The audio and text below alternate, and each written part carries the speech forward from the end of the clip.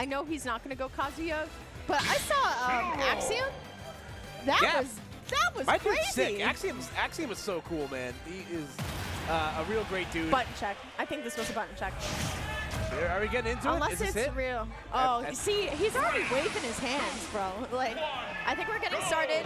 Yep, we're gonna definitely get started because you know, with any Pokemon trainer, and you're starting with Squirtle, get that water gun ready to go. Yeah, listen, type advantage right here. I'm sure you've all heard that one before in commentary, but getting back into it here, listen, Incineroar's kind of a jerk. He can scuff you up if you're not paying attention. So let's see how Quidd's going to be able to respond to those meaty hitboxes. But yeah, that is a resource burnt and able to get back to the ledge is MRW.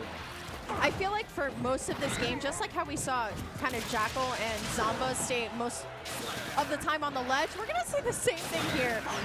Here we go. Whoa! Hey, nice. No, I mean, two really good things we should point out there. One, MRW was able to recover. You know, he did that pretty well, still getting hit by two water guns, but Quidd was ready for the option. Yeah, 100%. The back air to the Vine will connect right there for Quidd.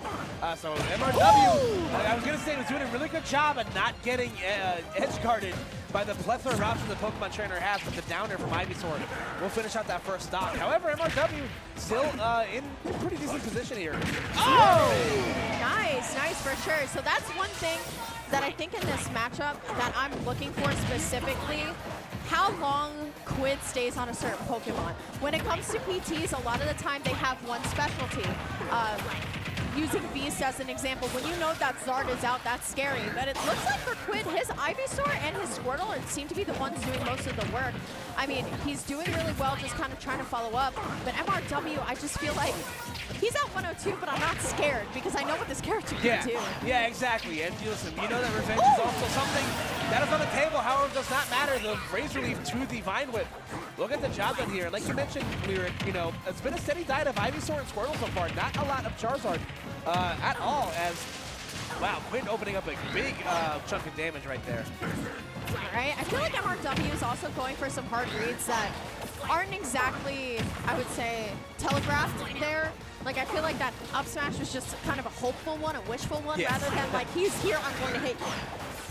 Okay, able to get past the platform to get back to neutral, but still bleeding pretty heavily right now. Whoa!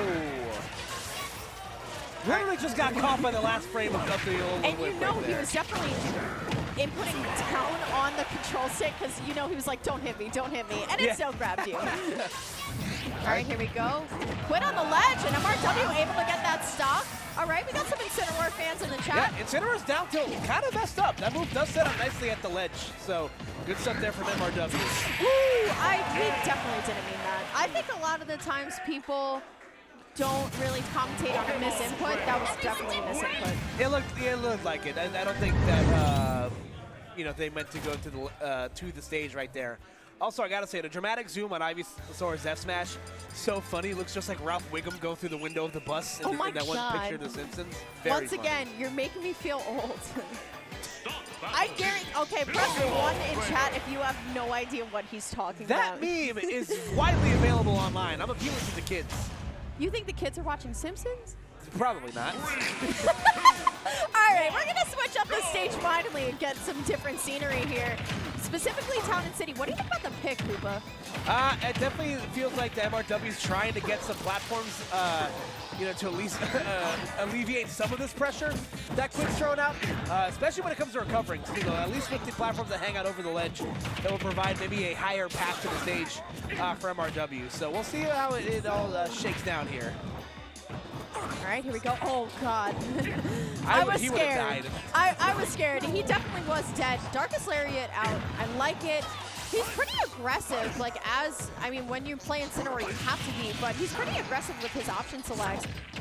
I do think he needs to stop landing with the aerial because I think Quidd is smarter than that. And it's definitely hard as the Razor Leaf to the up B will connect right there. So again, it is a little difficult. I get it, especially because Incineroar is aerials are really, really good because they last so long. As Revenge out right now, good to not be able to capitalize on it though. Here we go. Quidd just really comfortable. He's really zoning with that Ivy Fair. All right. And he's going to go for the dunk and you're down. And Mark, what I do like about MRW is that he understands. Yeah. He's like, you know what? Yeah, that's kind of the limit of his character here. This is what I was really talking about. Instead of Charizard, though, he's just doing this all with Ivysaur. He understands kind of the privilege that Ivy Aerials has, especially on that down air. So really, Quidd just let him play the game. He's in top 8. Oh my God. It is not looking good. Whoa! Whoa! Right? That was one of those things that someone's going to clip on Twitter. It's riding the wave in. The back throw won't connect, and Quidd shooting free throws in the gym right now as MRW has not had an answer. Gets the Alolan Whip, but a little late on the button press, so he's only going to get the top. Oh my God. Quidd, you're a show-off. Rude. You're a show-off, Quidd. Mercy. You're a show-off. You knew that was going to hit. You knew he wasn't ready for that, Quidd. You knew he wasn't ready for that. MRW at least smiling and shaking it off. Quidd's like, oh my God, I can't believe he fell for that. You definitely see the looks of two different people right here. You know, one person that's definitely all business, one person that's just happy to be here. Yeah, so. right. No, for sure. I guarantee you MRW maybe did not expect to make it all the way to top 8. So I'm really enjoying this set because it's so lighthearted. But here we go, back on PS2. I disagree. I don't know. I feel like you knew how PS2 went the first time. And I feel like it doesn't hurt trying another stage, but who knows what Quidd could have banned here. Yeah, and it's very curious to see what the stage bans were. Maybe it's one of those things that's like, all right, maybe the change of scenery wasn't the problem here. So, you know, they didn't do too bad on the stage either, so I don't think that going back to PS2 is going to hurt him at all. But what's really hurting MRW is that this Squirtle has been playing on point right now as Quidd has been all over Incineroar like white on rice. For sure, and here we go, nice catch. Quidd's gonna be put into a bad situation. Ivysaur's out to kind of save the day here.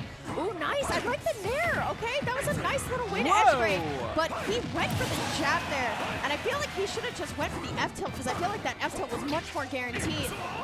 Yeah, definitely, I respect him for going for the home run, but maybe try to make a statement, but nonetheless, Quidd going to reverse the fortune on that stock and go up 3 stocks to 2 here.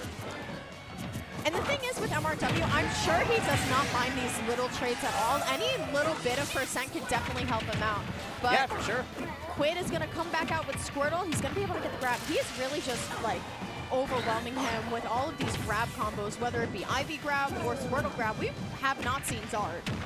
No, I don't. It could just be a character thing. You know, I guess, you know, Quidd feels pretty confident going into war here with Ivysaur and Squirtle because they've both been doing a really good job. Ooh, gets the revenge, but again, Quidd right there to meet MRW to the point before he can utilize it. Ooh, where are you going? Oh, Super Armor is busted. That was gnarly. That could have been really, really bad for MRW. Ooh, okay. I feel like he went for the downer, but I felt like he was what I'd like to call the down and up, where you do the downer and see up there. I don't know. I felt like that F-tilt was maybe a misinput. Maybe it was just big brain, but we're going to see Zard out for the first time. Now, once again, Zard's a big boy.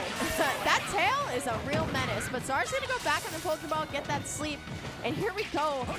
MRW's last stop. Yeah, MRW on tournament stock right now. Quidd been looking awfully solid these these last couple games, and in the third game, unfortunately, Quidd forced to recover low, MRW forced to recover low, but not in a position to get edge guarded for it.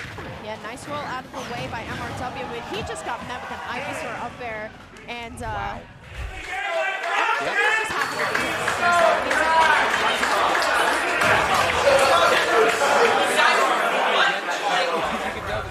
for the most part, just happy to be here, but put in a lot of work to get here, meeting a lot of really, really solid players. Again, entered the Yoda Cage, came out unscathed, and Yoda Cage has been one of the hottest, players stock-wise when it comes to, who your really good players are coming out of the quarantine. So good on them. It's all building blocks up to this point. Use this information and, build towards the future with it. Upstate New York's busted, man. It's a great start.